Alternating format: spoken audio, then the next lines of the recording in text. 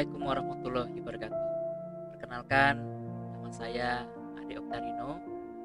Kali ini saya akan menyajikan kajian tokoh filsuf Muslim, yaitu Abu Al-Hasan Damski Ibnu Al-Nafis, yang dimana beliau adalah ulama dan saintis.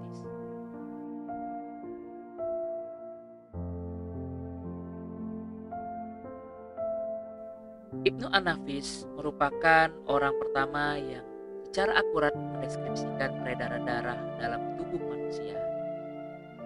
Penggambaran kontemporer proses ini telah bertahan, khususnya ia merupakan orang pertama yang diketahui telah mendokumentasikan sirkuit paru-paru secara besar-besaran.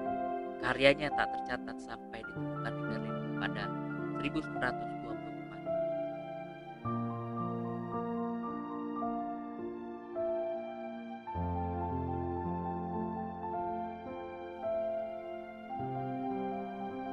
Ala al-Din Abu Al-Hasan Ali bin Abi Hazam Al-Farsi Al-Damiski yang dikenal sebagai Ibnu Al-Nafis lahir pada tahun 1213 di Damaskus. Dia hadir di rumah sakit Medical College Bimaristan Al-Nuri di Damaskus. Selain obat-obatan, Ibnu Al-Nafis belajar ilmu hukum, sastra, dan teologi. Ia menjadi seorang ahli di sekolah hukum Syafi'i dan ahli fikih. Pada tahun 1236, Al-Nafis pindah ke Mesir. Dia bekerja di rumah sakit Al-Nasr, dan kemudian dia di rumah sakit Al-Mansuri. Di sana ia menjadi kepala dokter dan dokter pribadi Sultan. Ibnu Al-Nafis meninggal pada tanggal 17 Desember 1288. Berumur 74 atau 75 tahun di Kairo. Sumber lain mengatakan wafatnya pada tanggal 11 Zulkaidah tahun 678 Hijriah atau 17 Desember 1288 Masehi. Dan ada juga yang mengatakan dia wafat pada tahun 646 Hijriah atau 1297 Masehi. Ketika ia meninggal, ia menyumbangkan rumah, perpustakaan, dan klinik miliknya rumah sakit Mansur.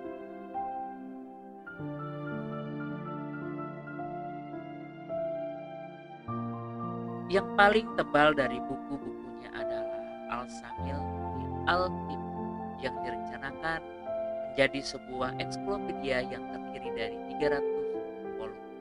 Tapi tidak selesai karena Ibnu Al-Nafis terlebih dahulu meninggal dunia. Naskah ini tersedia di Damaskus.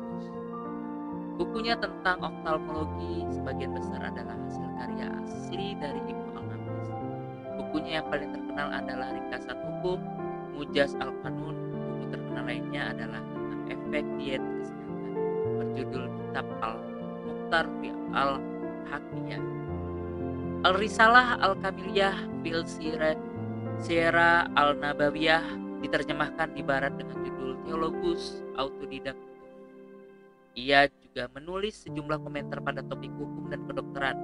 Komentarnya terdapat satu di buku karya Hippocrates dan beberapa buku karya Avicenna, The Canon of Medicine. Selain itu, ia menulis sebuah komentar buku Hunayn Ibnu Hisham.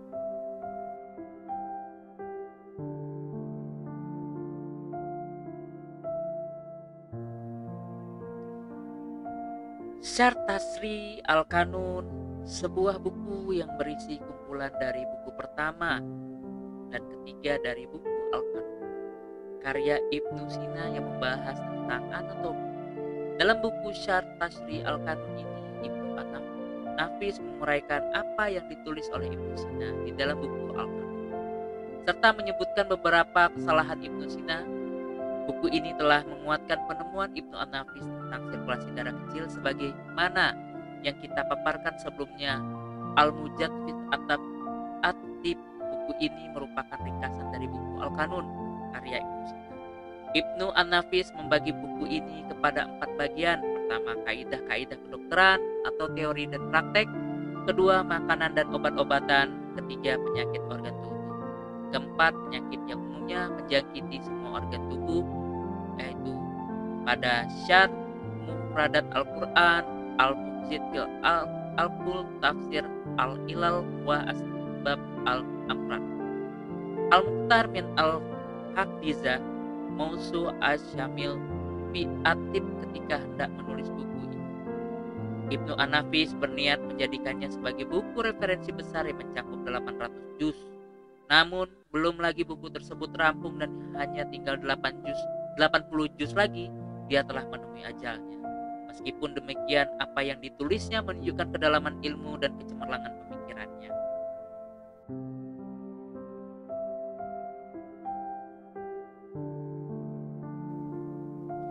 Pada tahun 1924, seorang dokter Mesir, Muhyo Aldin Atawi, menemukan naskah berjudul Commentary on Anatomy di Avicenna Canon di Perpustakaan Negara Prusia di Berlin saat mempelajari sejarah kedokteran Arab di Fakultas Kedokteran Universitas Albert Ludwig di Jerman. Skrip ini mencakup sejarah rinci topik anatomi, patologi, dan fisiologi, dan adalah deskripsi awal tentang sirkulasi paru-paru. Dokter berkewarganegaraan Mesir, Muhyiddin Atawi, yang diutus ke Jerman menemukan manuskrip buku tersebut di salah satu perpustakaan Jerman. Di dalam buku ini ditegaskan secara pasti bahwa Ibnu An-Nafis telah berhasil menemukan sirkulasi darah kecil, pulmonary circulation. Selanjutnya, dokter Mesir ini mempelajari manuskrip karya Ibnu An-Nafis dan membandingkannya dengan riset-riset kedokteran modern.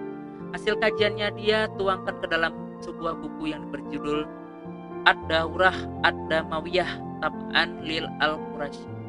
Kemudian seorang ilmuwan Jerman yang berprofesi sebagai dokter dan orientalis, Meyerhoff, mempelajari manuskrip Ibnu An-Nafis. Dia menyimpulkan pendapat yang memperkuat kebenaran pendapat dokter At-Tatawi, yaitu Ibnu An-Nafis adalah penemu sirkulasi darah kecil yang pertama.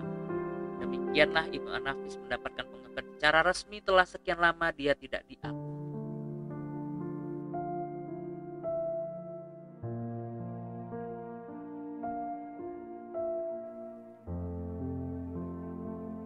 Ibnu An-Nafis menyebutkan bahwa peredaran darah ke hati dilakukan melalui urat darah halus yang tersebar di seluruh bagian hati dan bukan di jantung. Bagian kanan saja. Ini merupakan bukti bahwa Ibnu An-Nafis menemukan sirkulasi darah di pembuluh darah jantung, coronary arteries. Ibnu An-Nafis berani mengungkap penemuannya ini sekaligus bertentangan dengan pendapat Ibnu Sina. Ibnu An-Nafis menegaskan bahwa darah mengalir dari hati ke paru-paru untuk mendapatkan udara dan bukan untuk memberi makan paru-paru, sebagaimana kesimpulan diyakini secara umum di kalangan para semua dokter pada masanya.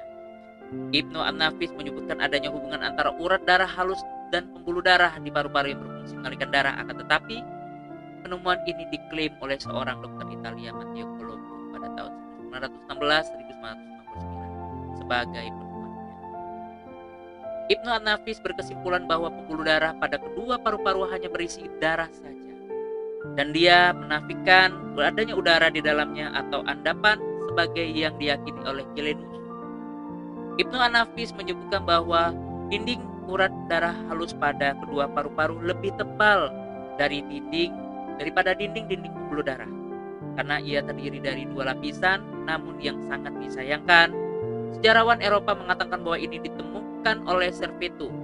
Kita masih meragukan ini karena bisa jadi dia mengutipnya dari Ibnu An-Nafis atau dari salah seorang yang mengutip dirinya tanpa menyebutkan sumbernya. Ibnu An-Nafis menafikan adanya lubang apapun pada dinding pemisah antara kedua bagian hati. Kesimpulan ini sesuai dengan kedokteran modern. Sekian dari saya, kajian tokoh filsuf Muslim Abu Al-Hasan Damski, Ibnu An-Nafis. Assalamualaikum warahmatullahi wabarakatuh.